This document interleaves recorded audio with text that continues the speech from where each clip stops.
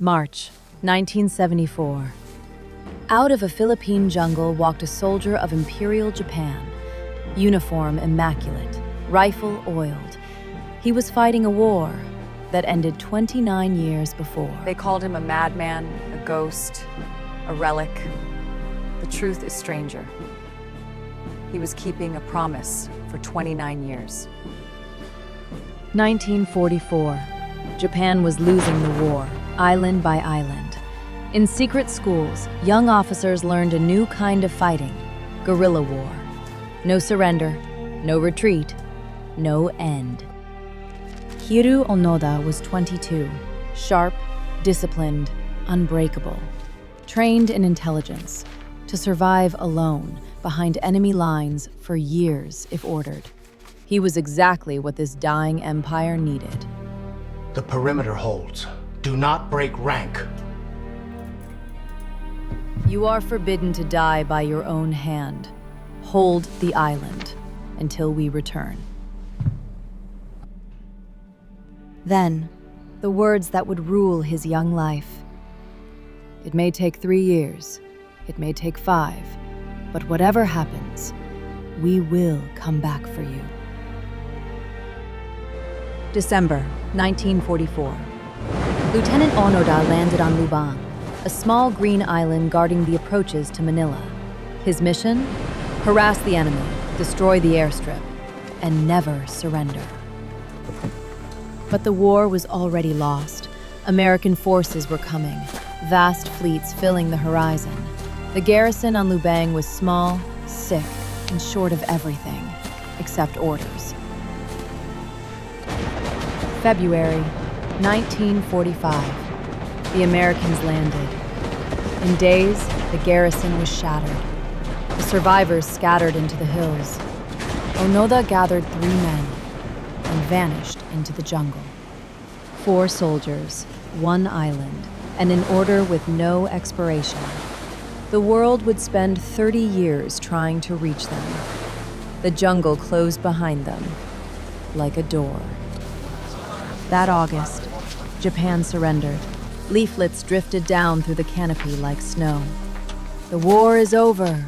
Come down from the mountains. Onoda studied every word, looking for the lie. And he found one. A tiny error only a trained intelligence man would catch. Proof, he decided. Enemy propaganda. In that moment, a door closed. For 29 years. They built huts of branches, ate green bananas and stolen rice, patched their uniforms with wire and thread. Onoda oiled his rifle with coconut oil every single day. This was not survival. It was soldiering. Patrols, reports no one would read, intelligence for an invasion that would never come. Duty, kept perfectly, for no one. 1950. Private Akatsu, the weakest of the 4, slipped away in the night and surrendered. To the world, he brought proof the holdouts were still alive. To Onoda, it was desertion. Worse, Akatsu knew their camps, their trails, their habits. 3 men moved deeper into the jungle and trusted the outside world even less. 1952. Japan tried again.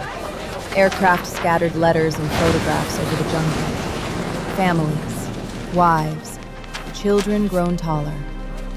Onoda held pictures of his own family in his hands, and he judged them. A forgery. Too perfect.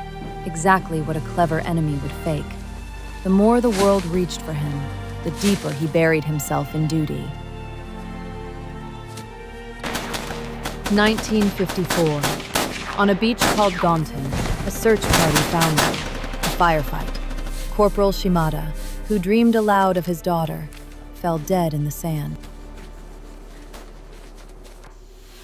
3 had become 2. Onoda and Kozuka buried their friend where he fell and kept fighting. Grief, like everything else, was silently folded away into the mission.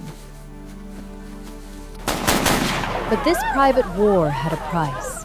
and the island paid it. Raids for rice and cattle, shots in the dark. Over the years, dozens of Lubang's farmers died. To Onoda, they were enemy guerrillas, combatants in a war still burning. To their families, he was simply terror in the tree line. Both things were true at once. Hello? 1959. Is anyone out there? Japan sent the Answer one voice me! that could not be faked. His own brother, Toshio, standing at a loudspeaker in the jungle heat, calling his name. From the trees, Onoda watched him for hours and found his answer. The man looked almost like Toshio. Almost. Therefore, an imposter. His loyalty defeated, even love. That December, Japan declared him legally dead, and the nation he was dying for daily rose without him. Neon, bullet trains, Olympic flames, a new Japan. Here is the heart of it. He wasn't lost. Japan knew exactly where he was. He was waiting for a promise the whole world had forgotten. Except him. October 1972. 27 years into their war, police bullets found Kozuka on a hillside as the two burned farmers' rice. The last companion died in Onoda's arms. Japan was stunned. Kozuka, declared dead for years, had been alive all along, which meant somewhere in that jungle, Lieutenant Onoda was still out there, still fighting, alone. For the first time in 27 years, he was alone. One man, one rifle, one order. He tightened his routine, his discipline. Duty was the only company left. 2 more years he held that island, a one-man army for an empire that no longer existed. Search parties came and went. No one could reach him. Then came Norio Suzuki, a dropout in tennis shoes. He told friends he was searching for Lieutenant Onoda, a panda, and the abominable snowman, in that order. Armies, police, and 30 years of search parties had failed. Suzuki walked into the jungle alone, unarmed, pitched a tent, and simply waited. It took him 4 days. At dusk, Onoda stepped from the trees, rifle raised. Suzuki did not run. He bowed and said he had been looking for him. They talked until the stars came out. The stars are watching us By tonight. the campfire, the hermit soldier and the wandering boy became friends. Suzuki begged him to come home. They have seen Onoda many things. refused. Gently.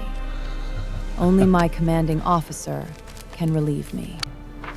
Suzuki flew home carrying photographs. The lieutenant, alive, standing in the jungle he had held for 30 years.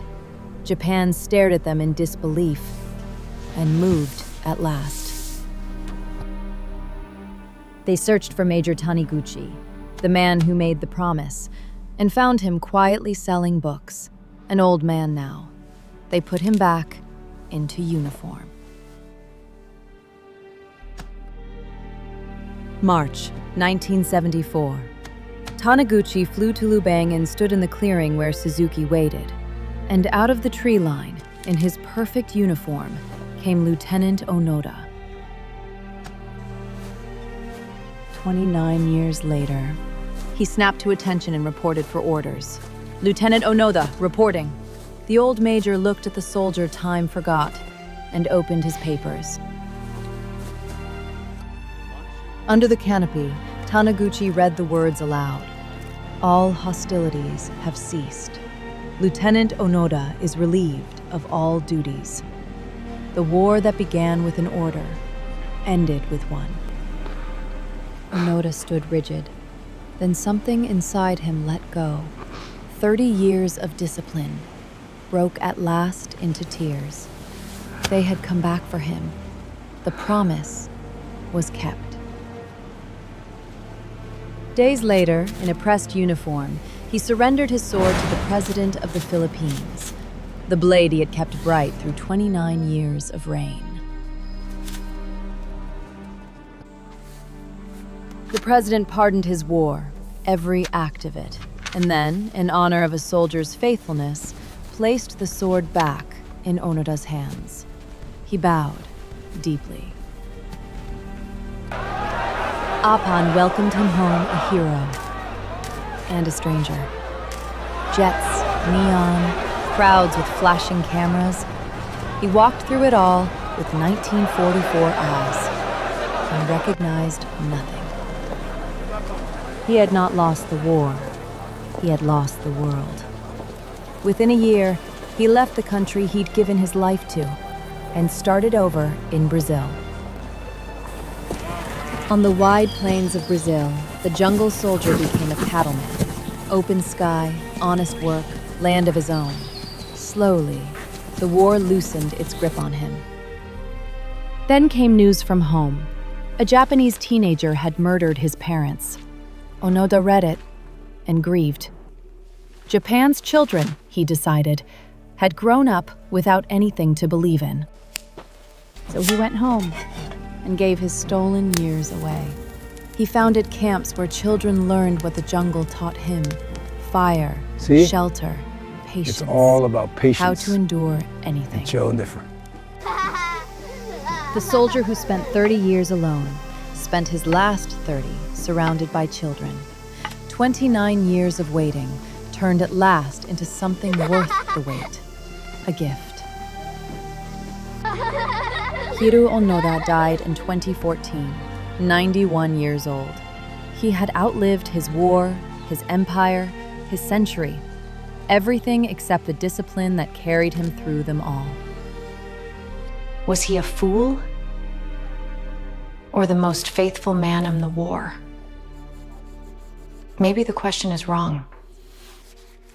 He kept his word in a world that broke every promise around him. I'm Kristen, from Kristen Time Travels, Films of Extraordinary Lives.